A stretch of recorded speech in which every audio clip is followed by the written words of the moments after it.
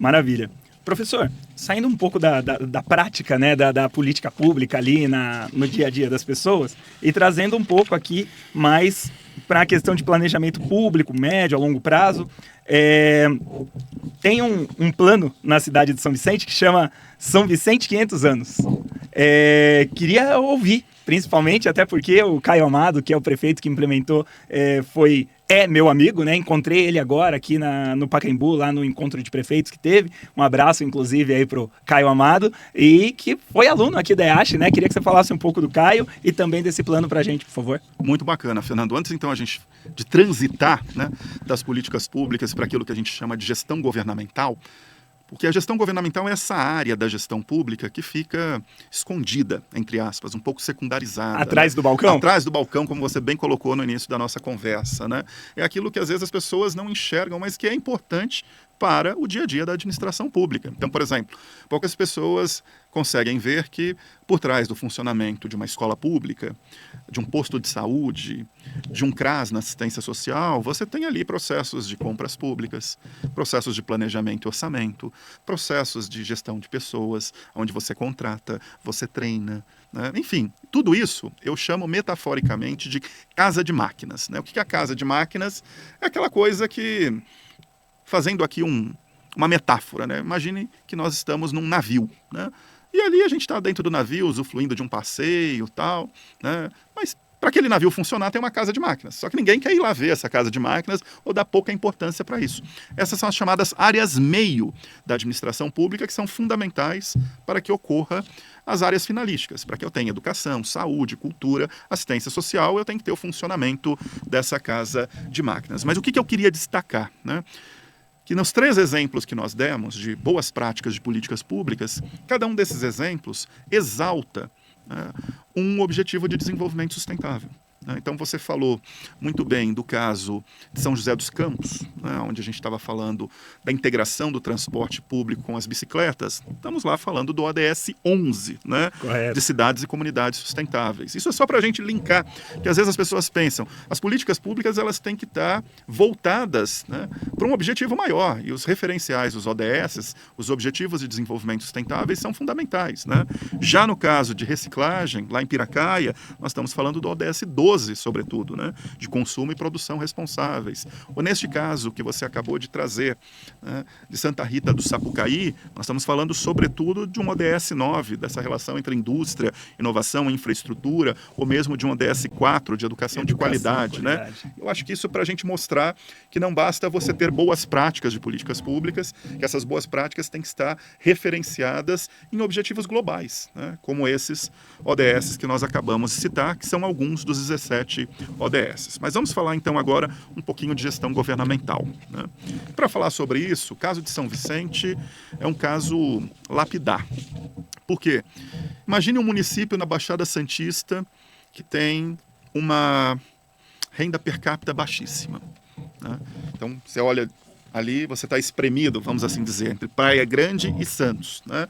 Santos é uma potência socioeconômica. Praia Grande também se tornou, muito por conta da atração de investimentos imobiliários e pelo processo de turismo.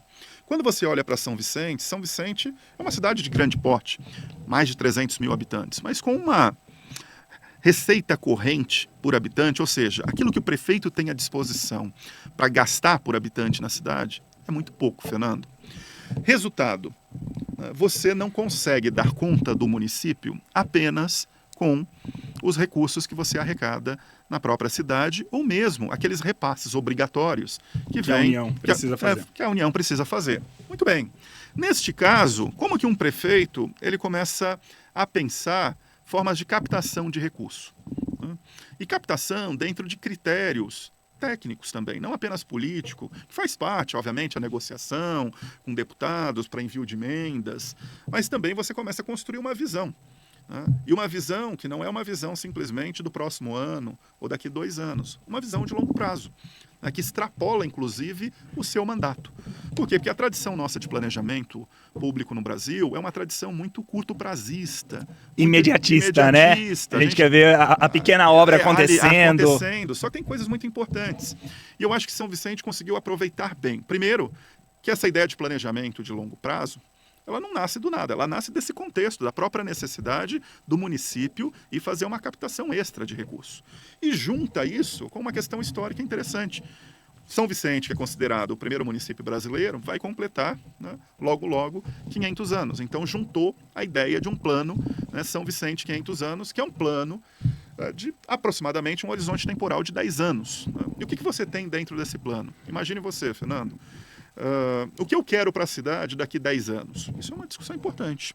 É uma discussão importante para você fazer com a sociedade civil, para você fazer com o setor produtivo. De onde nós vamos sair hoje, estando no ano de 2024, 25? 24 é quando o plano foi lançado. Né? Para quando o município completar 500 anos daqui 8 anos, né? 7, 8 anos. Isso é muito importante, porque com um projeto como esse, eu passo a ter usando um termo técnico, que eu já explico do que se trata, uma carteira de projetos. Ou seja, olha, São Vicente quer ir nesta direção. Para alcançar essa direção, vamos supor, diminuir a pobreza, né? Aumentar a justiça climática. São Vicente é um município que tem fortes problemas socioambientais, problemas de alagamento, problemas de descarte de resíduos, né? Questões de ocupação irregulares, moradia irregular, né? Emprego, uma cidade com forte desigualdade entre a área insular, né, e a área que está dentro do continente, enfim. Não vou resolver isso do dia para a noite. Impossível não impossível vou resolver isso, às vezes, dentro de um mandato. Sobretudo porque eu estou me deparando com recursos limitadíssimos. Então, planejamento como esse, além de construir uma visão e tentar montar um consenso com os principais atores, sociedade civil, iniciativa privada, terceiro setor, eu também coloco no papel uma série de projetos. E coloco esses projetos dentro de uma sequência lógica, até para que eu, com esse planejamento na mão, eu consiga começar a captar recursos. E aí conseguir trazer investimentos privados, inclusive? Exatamente. Não só os investimentos privados, porque isso também cria uma confiança com o próprio setor privado. Está aqui a minha visão de longo prazo, onde estamos hoje, onde queremos chegar, mas, sobretudo, para eu começar a ir no governo estadual, ir no governo federal e dizer, olha, nós temos este projeto. Então, nós queremos ir para cá. O primeiro projeto a ser realizado é esse. E aí você começa, nessa carteira de projetos, ter uma lógica dentro de um conjunto de critérios. Então, não é uma coisa apenas de um ponto de vista discricionário politicamente. Eu quero fazer isso. Com isso, até se me permite, consegue inclusive buscar dinheiro internacional, né, para desenvolvimento da cidade. Porque, assim, quando você tem um planejamento muito bem estruturado, feito, você consegue fazer uma captação internacional, né? Exato. Pois é interesse. E também você está preparado, Fernando, porque às vezes as pessoas pensam assim, só preciso fazer planejamento quando eu tenho recurso. Não. Quando você também não tem os recursos à disposição, o planejamento é fundamental. Até para você tomar a decisão diante dos poucos recursos que você tem e poder explicar para a população aonde você vai aplicar esse recurso primeiro. Ou diante da chegada de um novo recurso não esperado, imagine que chega uma emenda parlamentar. Ou imagine mesmo que pode ocorrer a qualquer momento em São Vicente, com a descoberta de petróleo na Bacia de Santos. Daqui a pouco você também vai ter uma descoberta de petróleo que está ali no território marítimo de São Vicente. E aquilo pode trazer, né, recursos inesperados. Ou que não estão. Bom, e o que eu faço com esse recurso? Ou como que um recurso como esse pode ser, por exemplo, aplicado diante dos problemas sociais ou mesmo em prol da justiça climática no município? Eu estou pensando alto. Então, um planejamento como esse ajuda tanto a criar confiança e atrair investimentos da iniciativa privada, quanto explicar para a sociedade onde você está e aonde vocês querem chegar, para ter uma compreensão mais ampla, até para a sociedade compreender por que estamos colocando recurso, neste momento, na construção do Hospital A e não do asfaltamento das ruas B, C e D. Porque é uma tomada de decisão, né? Você tem uma priorização, bem como também ser uma carteira de projetos para você chegar e negociar com o governo estadual e com o governo federal a tua lógica de desenvolvimento. E não é simplesmente um político indo pedir recurso para um outro político de forma aleatória, mas é um planejamento municipal, né, sendo entregue dentro de uma lógica e com um conjunto de critérios técnicos. Muito bem. Fico muito feliz de ver, né, a cidade de São Vicente pensando e se organizando dessa forma, pois é uma cidade muito próxima aqui que a gente quer ver desenvolver, muito bem estruturada, para a gente poder frequentar ali no turismo a cidade. E para a gente, como você bem mencionou no início, é um orgulho, né, Fernando? Afinal, o prefeito Caio Amado é nosso egresso do bacharelado em gestão de políticas públicas. A Thalita Correia secretária de planejamento Olha. e uma das responsáveis pelo Plano São Vicente os 500 anos é a nossa egressa. Assim como hoje na Prefeitura Municipal, eu diria que tem em torno ali de uns 10, 12 egressos do nosso curso de GPP, ajudando a construir a administração pública vicentina. Que maravilha, né?